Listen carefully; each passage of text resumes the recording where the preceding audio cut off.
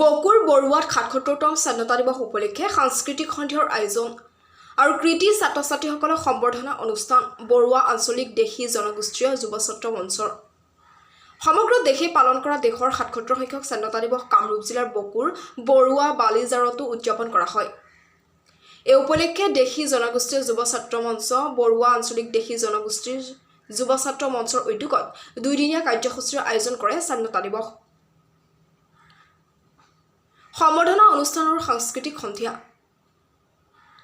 দিনৰ ২ বজাৰ পৰা যুৱ ছাত্ৰ মঞ্চৰ সভাপতি শাহিদুল আলম চৌধুৰীৰ সভাপতিত্বত অনুষ্ঠিত হয় সম্বৰ্ধনা আৰু মুকলি সভা। অনুষ্ঠানৰ আঁতৰে যুৱ মঞ্চৰ সম্পাদক তাজিমুল আলীয়ে মুকলি সভাত কৃতি ছাত্ৰ ছাত্ৰীসকলক সম্বৰ্ধনা জনোৱা হয়। সম্বৰ্ধনা অনুষ্ঠানৰ পৰিচালনা কৰে তাজিমুল হক আৰু জাহাংগীৰ আলমে। আদৰণি ভাষণ ৰাখে দেশী জনগোষ্ঠীয় যুৱ ছাত্ৰ মঞ্চৰ উপসভাপতি হাবিজুৰ ৰহমান। সভাত মুখ্য অতিথি হিচাপে উপস্থিত থাকে দেশী জনগোষ্ঠীয় মঞ্চ অসমৰ কেন্দ্ৰীয় সমিতিৰ সভাপতি শেখ হেদায়তুল্লাহ আৰু কেন্দ্ৰীয় সাধাৰণ সম্পাদক শহীদুল ইছলাম। আমাৰ দেশী জনগোষ্ঠীয় যুৱ ছাত্ৰ মঞ্চ অসমৰ কামৰূপ জিলাৰ এই বালিঝাৰ আঞ্চলিক সমিতিয়ে স্বাধীনতা দিৱস উদযাপনৰ লগতে কৃতি ছাত্ৰ ছাত্ৰীক সম্বৰ্ধনা অনুষ্ঠান পাতিছিল। তাতে মোক মুখ্য অতিথি মাতিছিল। আপোনালোকে শুনিছে আমাৰ বক্তব্য।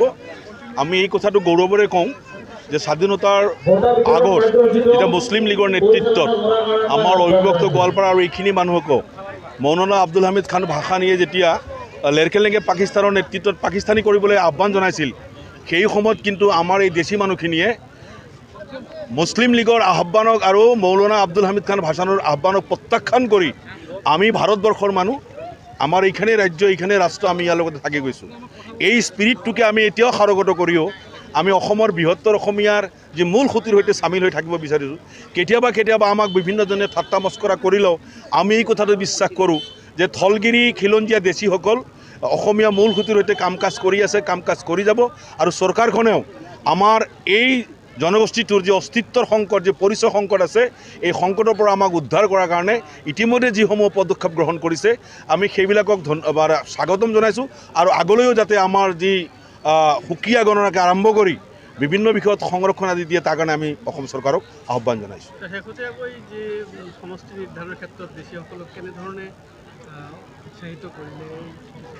আমি দেশী জনগোষ্ঠীয় মঞ্চ অসমে আমি বিশ্বাস কৰোঁ যে সমষ্টি আৰু পলিটিকেল লিডাৰেই এটা জনগোষ্ঠীক জীয়াই নাৰাখে।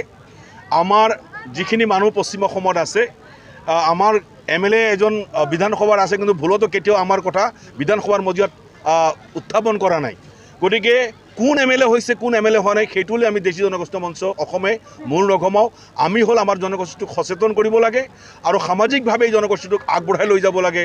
চৰকাৰৰ সৈতে আলোচনা বিলোচনা কৰি চৰকাৰে সা সুবিধাৰে আগবঢ়াই লৈ যাব লাগে, এই কথাত আমি বিশ্বাস কৰোঁ। তথাপি যিটো শেহতীয়া ডিলিমিটেশ্যন হৈছে সেইটোত আমাৰ মানকাছৰ সমষ্টি, ধুবুৰী সমষ্টি, গৌৰীপুৰ সমষ্টি, বিলাচীপাৰা সমষ্টি আমাৰ দেশীসকল এটা ভাল অৱস্থাত আছে। এইবিলাকত আমাৰ এটা নিৰ্ণায়ক ভূমিকা আছে।